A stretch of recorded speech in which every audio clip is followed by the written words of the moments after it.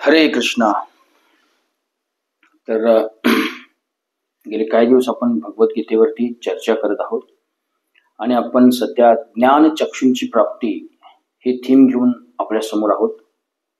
आणि ज्ञान चक्षुंची प्राप्ती means the ways of getting knowledge. कोणकोणत्या माध्यमातून आपण ज्ञान ग्रहण करतो याच्या बाबतीत आपण चर्चा करत आहोत. तर मागच्या वेळी आपण बघितलं की प्रत्यक्ष प्रमाण, डायरेक्ट परसेप्शन जे आहे की जे या इंद्रियांद्वारे, पंचेंद्रिय जे आहेत, या इंद्रियांद्वारे जे अनुभवाला येतं तेच खरं असं ज्यांचं म्हणणं आहे, that is direct perception. And that is not always true. आणि आपण हेही बघितलं की 4 ह्युमन डिफेक्ट्स आहेत. टेंडन्सी टू कमिट मिस्टेक, चुका करण्याची प्रवृत्ती, भ्रमामध्ये राहण्याची स्थिती, त्याच्यानंतर इम्परफेक्ट सेन्सेस. जे इंद्रिय आहेत तेच मुळात इम्परफेक्ट आहेत. Therefore how can we get perfect knowledge through imperfect senses. तर हे 4 डिफेक्ट ह्युमन मध्ये येतात. त्याच्यामुळं it become difficult to get a perfect knowledge. Therefore शास्त्रज्ञ किंवा जे काही लोक थेरीज मांडतात त्या थेरीज त्यांच्या सतत बदलत असतात. आज एक थेरी आहे तर तीच थेरी उद्या नवीन रूपात येते, कारण याच्यामध्ये काहीतरी फॉल्टी असतं.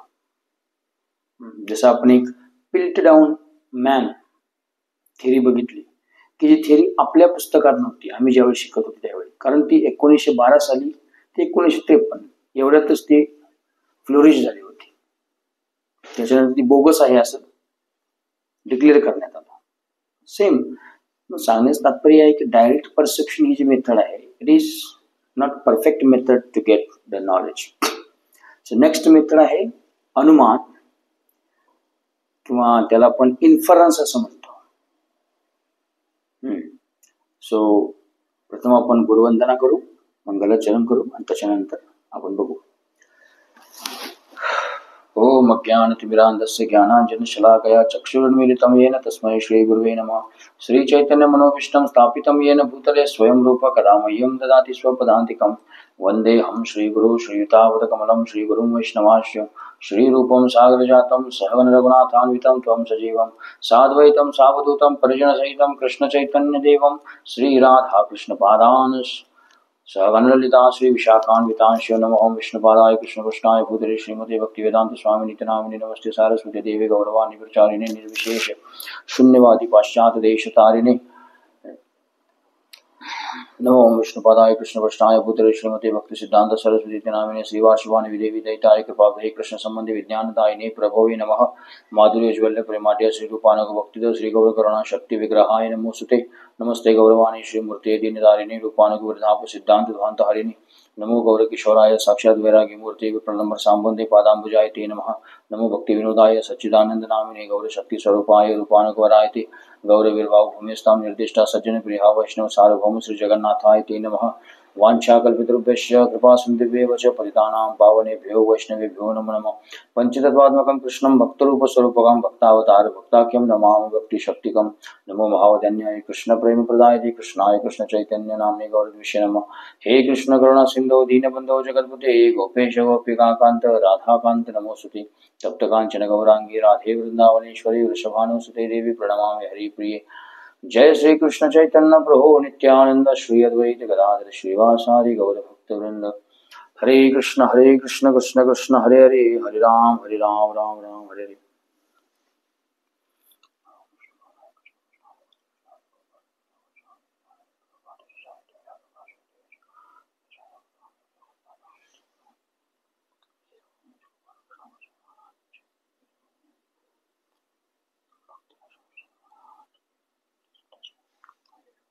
हरे कृष्णा.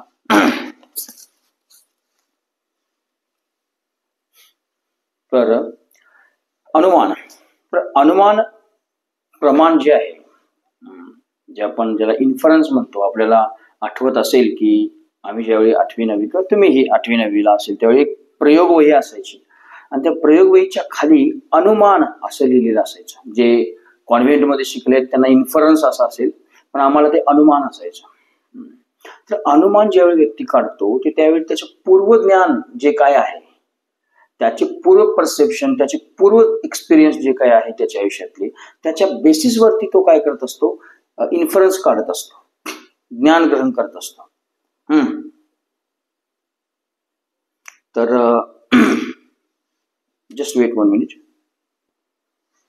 हा, तर पूर्व एक्सपिरियन्स वरती काय करत असतो व्यक्ती, तो ज्ञान और इन्फरन्स काढत असतो. उदाहरणार्थ आपण एक एक्झाम्पल बघू म्हणजे तुमच्या लक्षात येईल. समजा इन्फरन्स म्हणजे काय बघा, ते ज्ञान परफेक्ट आहे का. एक रूम आहे, खोली आहे आणि त्यातून मोठमोठा आवाज येत आहे, भरपूर मोठमोठा आवाज येत आहे. बाहेर लोक सगळे गोळा होतात, आत काय झाले, दंगा कसला चालू आहे. तर लोकांना वाटतं काय, नवरा बायकोंचे किंवा जे घरातले लोक आहेत त्यांचं भांडण चालू आहे असं त्यांना वाटतं. हा त्यांनी इन्फ्लुएन्स काढला काही लोकांनी. नाही, काही लोक म्हणतात नाही नाही नाही,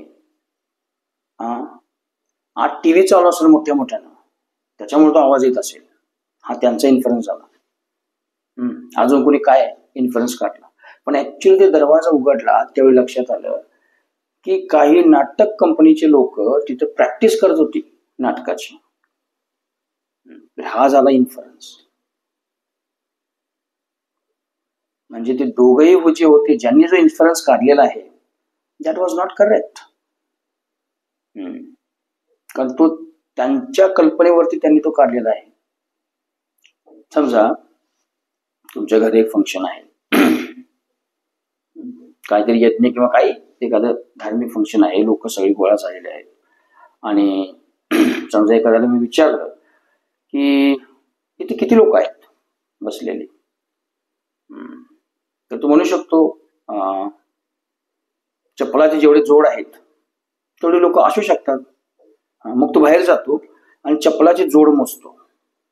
सपोज ते किती, एक 50 जोड गावतात, तर तो येऊन सांगतो की 50 लोक आहेत. तर मग मी त्याला म्हणतो मोज किती आहेत बसलेले लोक. ज्यावेळी तो मोजतो त्यावेळी ते 70 लोक असतात. म्हणजे काही लोक अशी आहेत की ज्यांनी चप्पल कोणीकडे तरी तिसरीकडेच ठेवलेलं आहे, किंवा काही जवळची लोक अशी असतात की जे चप्पलच घालून आलेले नाहीत. म्हणजे त्यानं जोड किती आहेत त्याच्यावरती त्याने इन्फ्लुएन्स काढला की इतके लोक असावेत. But that is not always correct. तर हे कल्पनेवरती डिपेंड आहे, तर्कावरती डिपेंड आहे, स्पेक्युलेशन वरती डिपेंड आहे.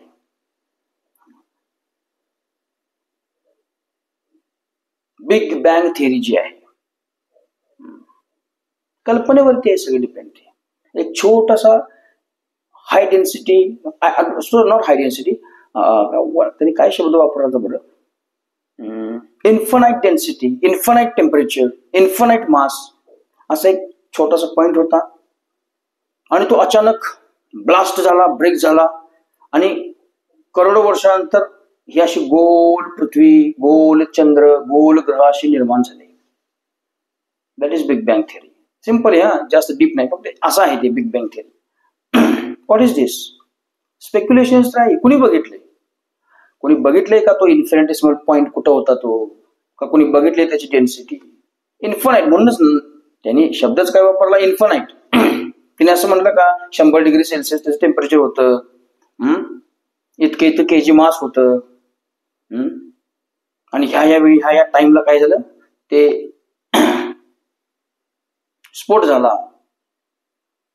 राईट. म्हणजे स्फोट झाल्यामुळे काय झालं, हे असं सगळं व्यवस्थित की ज्याला की जिथं लॉज सगळे ऍप्लिकेबल आहेत असे ऑटोमॅटिकली सगळं तयार झालं.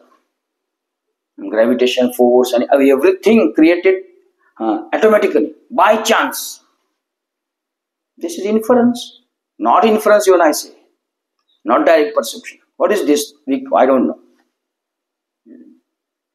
So it is, we should ask that whether this material world or what we see, our universe, has come from big bang or big brain.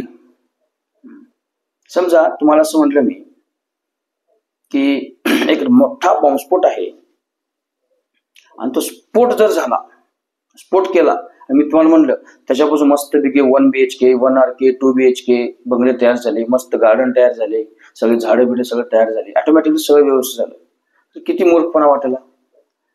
एखाद्या ठिकाणी ब्लास्ट झाला आहे तर आपल्या डोक्यात काय येईल?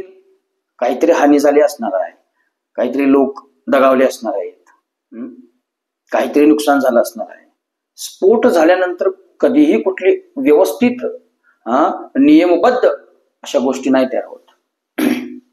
तर ही big bang theory that was purely based on speculation. Purely based on speculation. तर अजून एक आपण त्याचं एक्झाम्पल देऊ शकतो अनुमानचं. ते म्हणजे लिम्पिंग मॅन म्हणतात त्याला. लिंप म्हणजे लंगडणे. तर बऱ्याच सायंटिस्ट लोक, बरेच डॉक्टर्सांची अशी त्यांचं टुगेदर असते, गेट टुगेदर, आणि ते टेरेसवर मस्तपैकी छान हवेत बसून ते त्यांचा जो काय लंच डिनर जो काय आहे ते घेत होते. समोरून रस्त्यावरून एक लंगडत माणूस जात होता. मग मोठे मोठे सायंटिस्ट की ज्यांनी पीएचडी पदवी प्रदान केली आहे, फॉर एक्झाम्पल ऑर्थोपेडिक मध्ये पीएचडी पदवी प्रदान केली आहे, तर तो म्हणतो नाही नाही नाही नाही, ते काय विषय आहे, त्याचं ते अँकल मधलं जे काही हाड आहे, अँकल म्हणजे काय घुटणा का काय म्हणतात त्याला, तिथलं काहीतरी त्याचं काहीतरी हाडामध्ये ब्रेकअप झालाय बघा, त्याच्यामुळे तो लंगडतो बघा. ते काहीतरी हाडामध्ये किंवा त्या मसलमध्ये काहीतरी प्रॉब्लेम आहे. दुसरा एखादा तज्ञ काय म्हणतो नाही नाही, त्याचे ते टेंडन जे आहेत आणि मसल जे आहेत ती वीक झालेले आहेत, त्याच्यामुळे त्याला चालता येणं झाले, त्याच्यामुळे तो लंगडतो.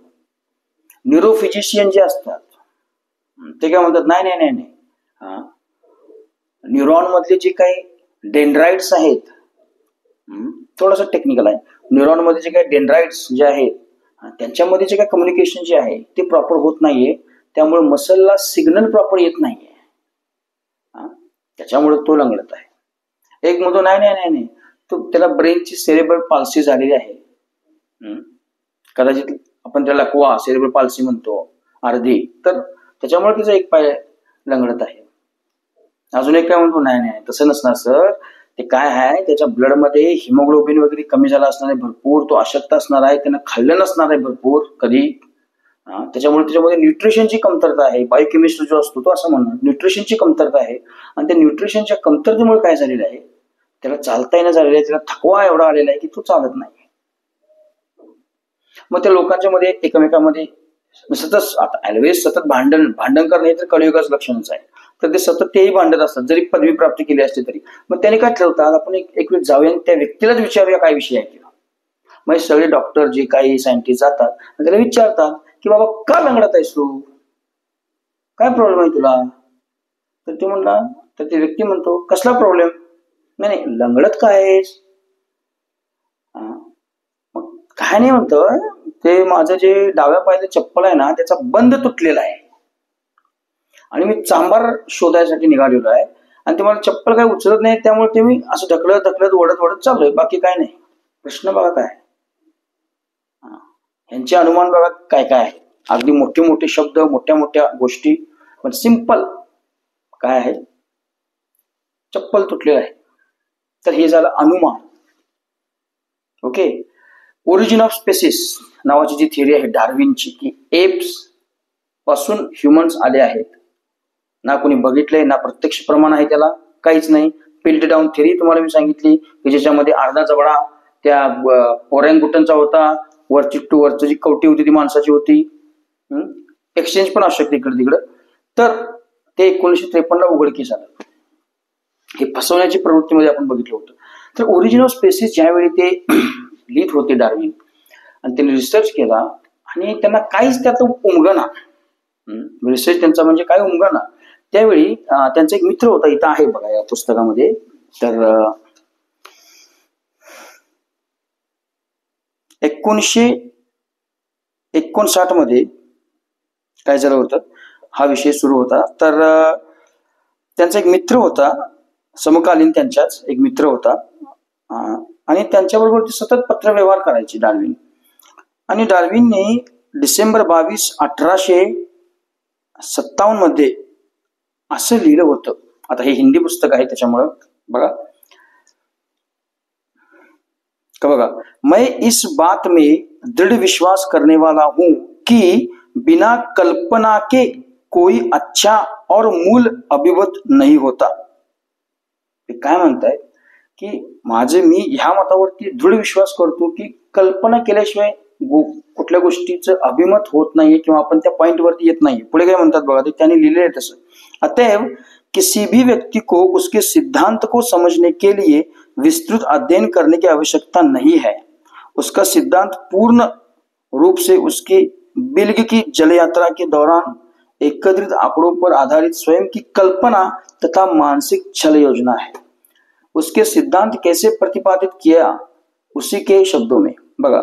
5 वर्ष के कार्य के उपरांत मैंने स्वयं को विषय पर कल्पना करने की अनुमति दी और कुछ लघु टिप्पणियां लिखी.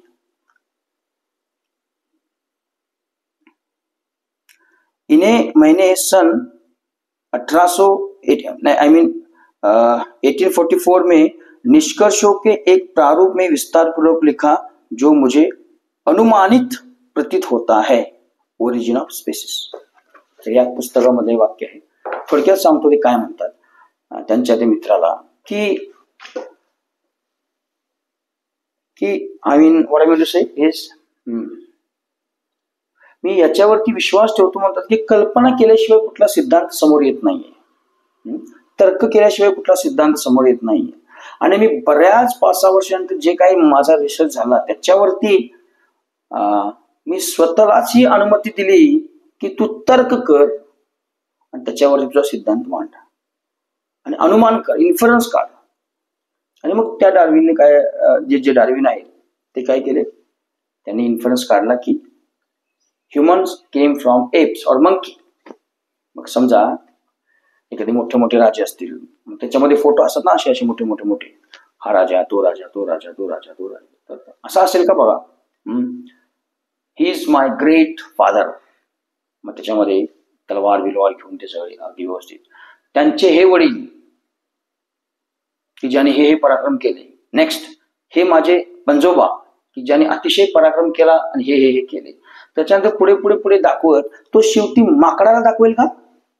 हे बघा सगळ्यात great great great great great grandfather monkey app की ज्यांच्यापासून सगळे हे आले. असं कोण दाखवेल का तुम्ही तरी दाखवाल. कॉमन आपण हा इन्फरन्स काढू शकतो. तर हा झाला इन्फरन्स. लास्ट एक्झाम्पल फार छान आहे. तर ते आहे 6 आंधळ्यांची कथा. 6 आंधळे असतात आणि एकदा त्यांना हत्ती कसा आहे काय आहे त्यांना माहितीच नसतं ना, कारण आंधळे असतात ते. तर काय करतो, प्रत्येक जण 6 जी व्यक्ती असतात त्या हत्तीच्या वेगवेगळ्या पार्टना हात लावतात. एक कानाला हात लावतो, तो म्हणतो नाही हत्ती सुपासारखा आहे. एक व्यक्ती हत्तीच्या असं पोटाला हात लावतो तर तो म्हणतो नाही हत्ती म्हणजे भिंत सारखा हत्ती आहे. एक व्यक्ती हत्तीच्या पायांना हात लावतो तर त्यावेळी तो म्हणतो की नाही हत्ती म्हणजे एक मोठा पिलर आहे असं म्हणतो. त्याच्यानंतर एक व्यक्ती जे टस्क असतात ज्या हत्तीची काय म्हणतो दात त्यांना हात लावतो. त्यावेळी तो व्यक्ती समजतो किंवा त्याला ज्ञान काय होतं नाही हत्ती म्हणजे काय आहे, भाल्यासारखा आहे, तलवारीसारखा आहे हत्ती म्हणजे. एक व्यक्ती हत्तीच्या सोंडेला हात लावतो, त्याला वाटतं हत्ती म्हणजे सापासारखा आहे. एक व्यक्ती हत्तीच्या शेपटीला हात लावतो, त्याला वाटतं हत्ती म्हणजे दोऱ्यासारखा आहे. बघा फार महत्वाची गोष्ट. हे 6 निष्कर्ष त्या व्यक्तींनी काढले. हालाकी त्यांना दृष्टी नाही आहे त्यामुळे ते इन्फरन्स काढत आहेत. दृष्टी असती तर गोष्ट वेगळी असती पण नाही आहे त्यामुळे हा इन्फरन्स काढला. आता हे चुकीचं आहे का हो. त्यांनी जे सांगितलं हे चुकीचं आहे का. थोडस जर आपण विचार केला तर काही प्रमाणात ते बरोबरही आहे, काही प्रमाणात, नॉट फुल्ली. एक व्यक्ती त्याला की ज्याला हत्तीला जो पाय म्हणजे त्याला खांब दिसतो, ओके खांबासारखंच आहे ते, पण ते पूर्ण ज्ञान आहे का. हत्ती म्हणजे खांब हे पूर्ण ज्ञान आहे का. किंवा एखादा म्हणतो हत्ती हा वॉल सारखा आहे त्याच्या पोटाला हात लावून, त्याला जे नॉलेजचे त्याने जे इन्फरन्स घेतलं ते पूर्ण आहे का. हत्तीचे त्यांची सोंड जी पकडली होती की ज्याला ते सापासारखं वाटतं ते आंशिक ज्ञान आहे. लक्षात ठेवा, ह्यावर आपण काय समजतो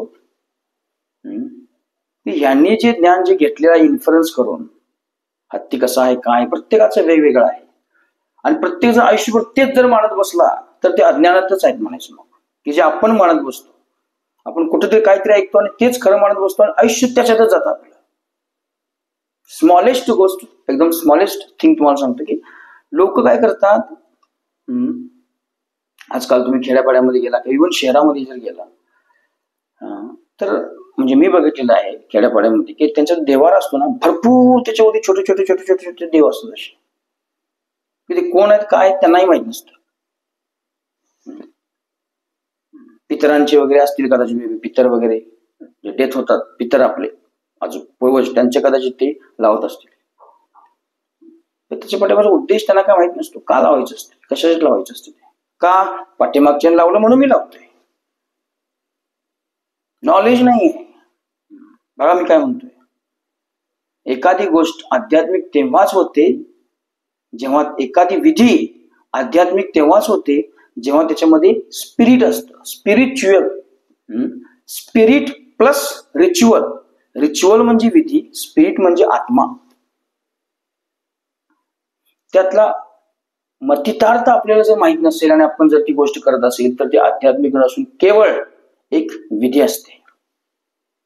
तर सांगण्याचं तात्पर्य काय आहे, इव्हन लोक श्राद्ध वगैरे घालतात, ते डोंट नो श्राद्ध कशासाठी घालायचे असते, त्याची काय विधी आहे. प्रॉपर केलं पाहिजे. ते नाही केलं तर काय होतं, मग ते मग ते ऍस्ट्रोलॉजरकडे जातात, ऍस्ट्रोलॉजर सांगतो नाही पितृदोष आहे, पितृदोषामुळे हे होत नाही.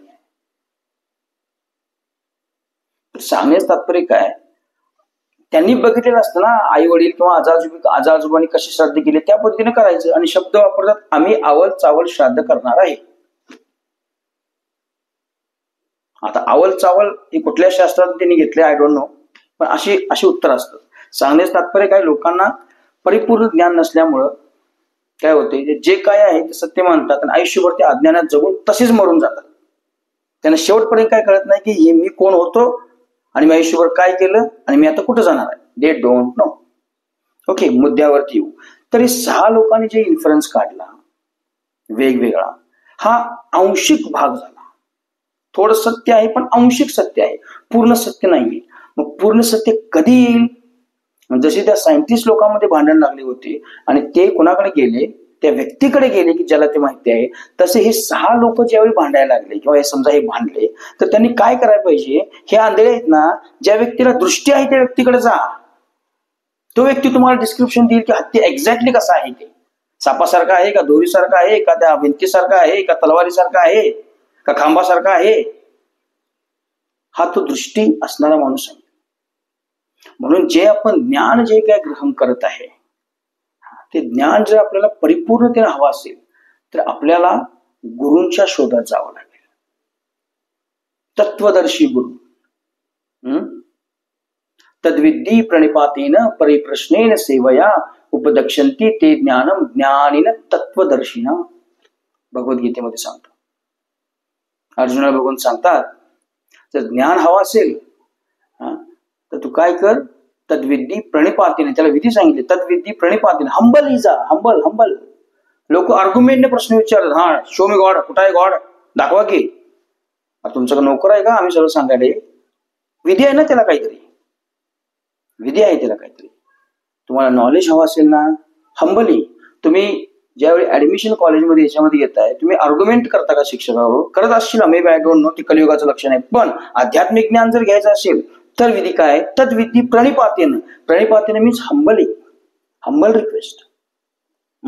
आणि काय, सेवया, त्यांची तुम्ही सेवा करा. आणि मग काय करा, परिप्रश्नेन, मग तुम्ही हंबल ऍटिट्यूड मध्ये त्यांना प्रश्न विचारा. मग ते काय करतील, ते तत्वदर्शी पुरुष की ज्यांनी तत्व जाणलेलं आहे ते तुम्हाला ज्ञान प्रदान करतील. की ज्याने तुमचे अंधकाराने जे डोळे लिपलेले आहेत ते काय करतील, ज्ञानाच्या ज्योतीनं उघडतील. चक्षुर उन्मिलितम येन तस्मै श्री गुरु नमः. गुरवे नमः, त्या गुरूंना माझा नमस्कार असो. तर भगवान श्रीकृष्ण अर्जुनाला हे सांगतात की त्या तत्वदर्शी पुरुषांना शोधलं पाहिजे आपण, की जे हे यांनी अनुमान काढून या लोकांना हत्तीचं पूर्ण आयुष्यभर कधी डिस्क्रिप्शन करणार नाही, अनलेस जोपर्यंत ते अशा व्यक्तीजवळ जात नाहीत की ज्याला दृष्टी आहे. सिमिलरली आपणही खूप अंधकारातच आहोत. आपल्याला याला age of ignorance, age of darkness यासाठी म्हणलेलं आहे. We are completely in darkness. We don't have a knowledge who is God, who am I, what is my duty, we don't know. तर आपल्याला ह्या गोष्टी जर समजून घ्यायच्या असतील तर हंबली सेवा करून आपण एखाद्या तत्वदर्शी पुरुषांकडे जाऊन हे सगळं ज्ञान घेऊ शकतो. आजकाल असे कितीतरी बोगस तत्ववेत्ते आहेत की जे स्वतः तत्ववेत्ते म्हणतात बट दे आर नॉट. तर तुमची तिथं परीक्षा आहे की गुरु कसा ओळखावा, त्याच्याकडे काय क्वालिटीज असल्या पाहिजेत. कोणी म्हणेल मी गुरु आहे, माझ्याकडे मी शिकवतो. तुम्हाला म्हणलं मी ही बिल्डिंग आहे, जावा इथे एमबीबीएस शिकवलं जातं, जाल तुम्ही का? प्रत्येक बिल्डिंग एमबीबीएस आहे म्हणजे कुठलीही बिल्डिंग दिसत एमबीबीएसच, कुठलेही कॉलेज एमबीबीएसच. तुम्हाला म्हणलं या 4 पांढऱ्या गोळ्या आहेत, यातली तापावची वेळ आणि सगळ्याच गोळ्या कुठल्या तरी उचलाने खावा म्हटलं तर खाल तुम्ही. तुम्ही प्रॉपर डॉक्टरकडे जाल, त्याचा शोध घ्याल. किडनीचा त्रास असेल तर तुम्ही हृदयाच्या डॉक्टरकडे जाऊन चालणार नाही. जो त्रास आहे हृदयाचा त्रास आहे ना, तर कार्डिओलॉजिस्ट कडे जायला पाहिजे. सिमिलरली आपल्याला एका तत्ववेत्या गुरु जे आहेत की जे परंपरेमध्ये आहेत, अपसंप्रदाय भरपूर आहेत, पण जे रिअल जे काही संप्रदाय आहेत कलियुगामध्ये 4, त्यामधल्या एखाद्या गुरुला आपण शरण गेलं पाहिजे. त्यावेळी तुम्हाला हे ज्ञान प्राप्त होईल. तर कन्क्लुजन आपण काय काढतो, डायरेक्ट परसेप्शन आणि इन्फरन्स यांचं नॉलेज डिफेक्टिव्ह असतं. आणि अनुमान जे आपण बघतो, ज्यामध्ये आपण हत्तीचं उदाहरण बघितलं, हे आपल्याला आंशिक ज्ञान देतं पण परफेक्ट नॉलेज देत नाही. आणि आपण हेही बघितलं की जर परफेक्ट नॉलेज हवं असेल तर आपल्याला एखादा अथॉरिटेटिव्ह सोर्स कडे जावं लागेल आणि ते जे काय सांगतील ते आपण जसंच्या तसं ग्रहण केलं पाहिजे. की जसं अर्जुन आणि कृष्णाचे शब्द जसेच्या तसे ग्रहण केले. करिष्ये वचनं तव, तुम्ही जे सांगाल ते मी करेन. तुम्ही जसं सांगितलं ते सगळं मला मान्य आहे. तर अर्जुनाचा भाव घेऊन, अर्जुनाचे गुण घेऊन आपण जर भगवद्गीता जर ग्रहण केली, then it is possible that we could get clear understanding of our life. मग त्याला काय म्हणतात, हे जे सोर्स आहे, जे तत्ववेत्ती लोक आहेत, जे गुरु आहेत, त्यांच्याकडून जे ज्ञान मिळते ती अथॉरिटी जी आहे, ते जे काही सांगतात त्याला म्हणतात शब्द प्रमाण, authority of words, and that is highest. तर हे शब्द प्रमाण जे आहे ते आपण पुढच्या सेशन मध्ये बघू. तर कोणाच्या काही शंका वगैरे असतील तर तुम्ही विचारू शकता. एक बघा, मागच्या वेळा आय सांगितलंय मी, ज्याला काहीच कळत नाही त्याला एक शंका येत नाही, आणि ज्याला क्लिअर कट सगळं कळतं त्याला एक शंका येत नाही. आता आपण कुठल्या कॅटेगरीमध्ये आहे बघा, मधीच आहे बघा. ओके, तर थँक्यू व्हेरी मच, धन्यवाद. श्रील प्रभुपाद की जय, श्रील गुरुदेव की जय. हरे कृष्ण, गोविंद.